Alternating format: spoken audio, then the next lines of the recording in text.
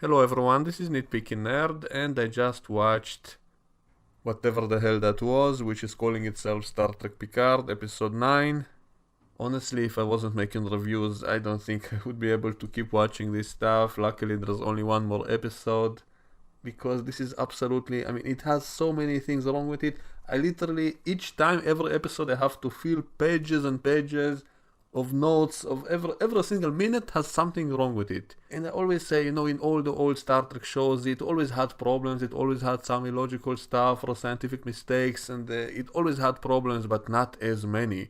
Maybe 5 things in one episode, but here we have literally like hundreds of problems in every single episode. And there's a lot of stuff in the show that I kind of forgave because I was giving it the benefit of the doubt. I was saying maybe it leads to something, it will be explained properly in the end, maybe it will be good in the end, and so I forgive it for now. But so far, and this is almost the end of the season, and it still didn't lead to anything good, and it's still, all these problems are now 10 times worse than they were before. So I will have to do a post-mortem of this season once I finish it.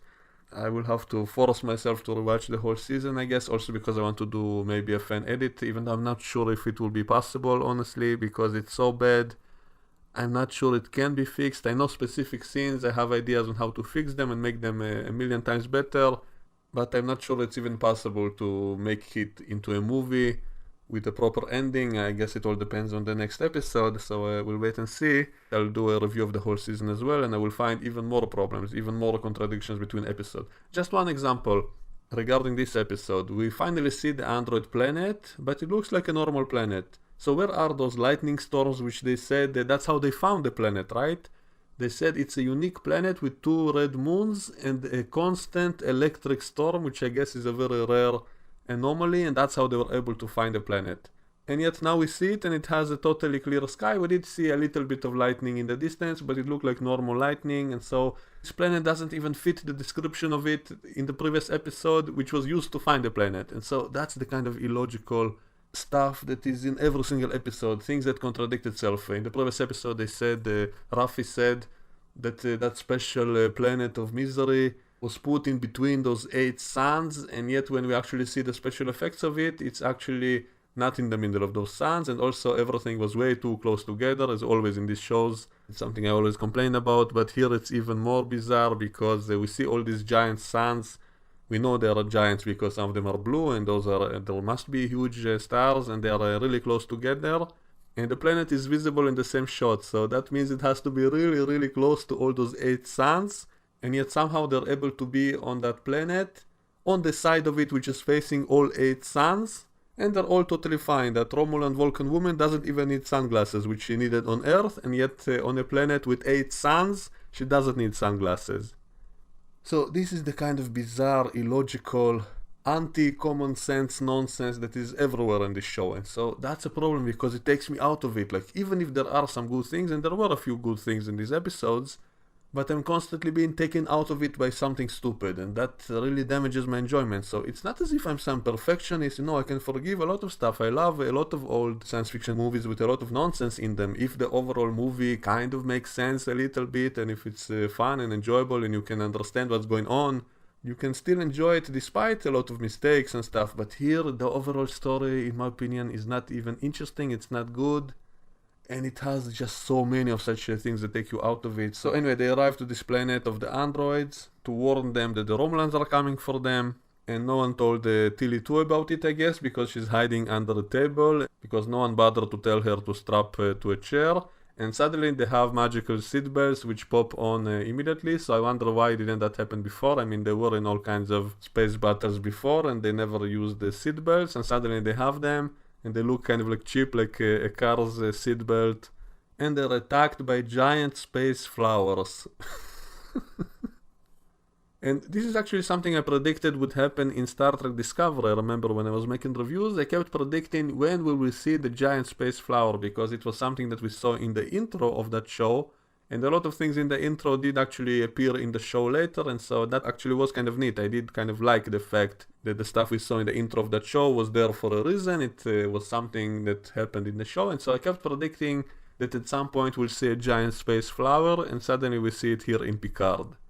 And by the way, something very similar to this was in the video game called Elite Dangerous. You can encounter a giant space flower, which also somehow deactivates all your ship's systems. And the same exact thing happens in this episode. Suddenly their ship goes totally dark on the inside, and luckily, because they're all smokers, they use their lighters to light the room. Otherwise they would have no way to see anything. So they have no emergency lighting, they don't have any flashlights with batteries, and so luckily they're all smokers, and that's how they're able to see what's going on. And also Picard immediately falls asleep in this scene. So suddenly I think he said something, and then he fainted and fell asleep, and then it's the intro. And by the way, the Borg cube also shows up at that location with no explanation. Why did it come there after them? I mean, we did see Seven take over it, but how did she know where they went to? Why did she come after them? And why didn't she rescue all those Borg drones who got sucked out into space? Because we saw in First Contact that Borg can actually survive in space, I guess, for a while. So did she rescue all those Borg drones? We just don't know. So she arrives after them, and then she's also attacked by these giant space flowers, and they actually bring down the Borg cube, and it falls to the planet. And you know, I made a whole video on how this show is kind of ruining the Borg worse than Voyager did, and so we have another example of that. So now the mighty Borg cube is taken down by a few flowers. And also I think they messed up the sizes of the ship in this shot, because we know that Picard's ship is really small. We only have like a few small rooms in the ship, and we had a few shots in which we saw the bridge from space, and so we can see that the ship is really small, maybe slightly bigger than a runabout, but smaller than the Defiant. And yet when those flowers attack them, one of the flowers swallows the ship, and we see similar flowers, which I guess are the same size, also covering the corners of the Borg cube. And so this means this Borg cube must be really, really small, because if that ship is so small, then this flower wouldn't be as big as we see it on the Borg cube. And so none of this makes sense unless we can say that there are different sizes of these flowers. Anyway, this is all a mess. So they all fall down to the surface, and the way all of this was edited, you couldn't even understand what's going on. So I didn't even get that they crashed on the planet. Before that, they are also attacked by the Romulanister brother, and he kind of fakes a fatal hit on his ship, and they see that he's also losing his life signs, that he's dying or something. And then they try to beam him up, and then it turns out that he's tricking them, but it was all so badly done that you can't even understand what's going on.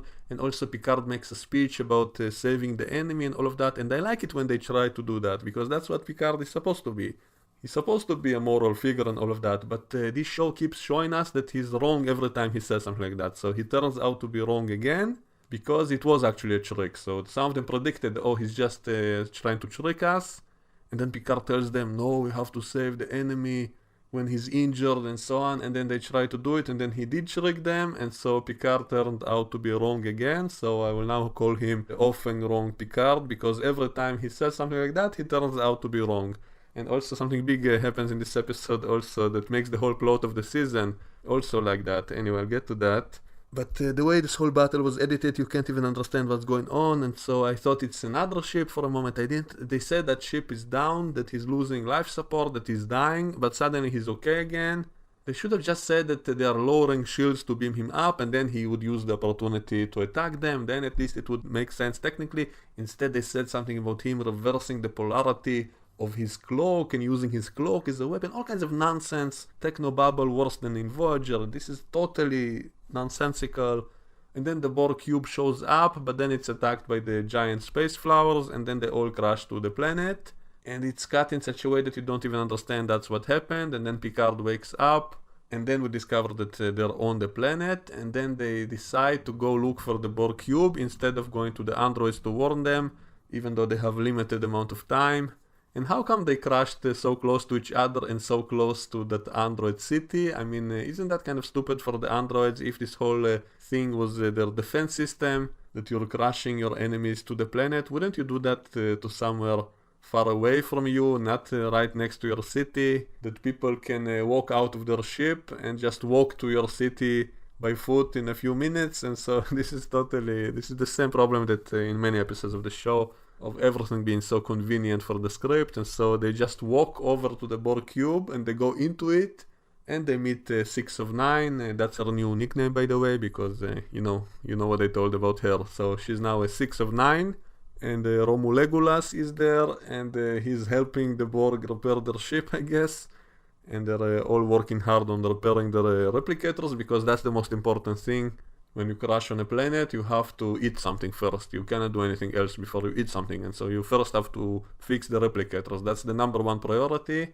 And by the way, Picard also told everybody that he's dying, even though why is that a surprise when he's 99 years old or something? And so it's such a shock and surprise to anyone that that he will die soon, when they're all on this dangerous mission anyway. They can all die at any moment, and they're also shocked and surprised that a 99-year-old man might die soon. And oh, by the way, the stupidest and funniest thing in this episode is how they forgave Tilly 2 for killing Mad Dogs. Everybody are totally fine with her. Nobody is angry at her.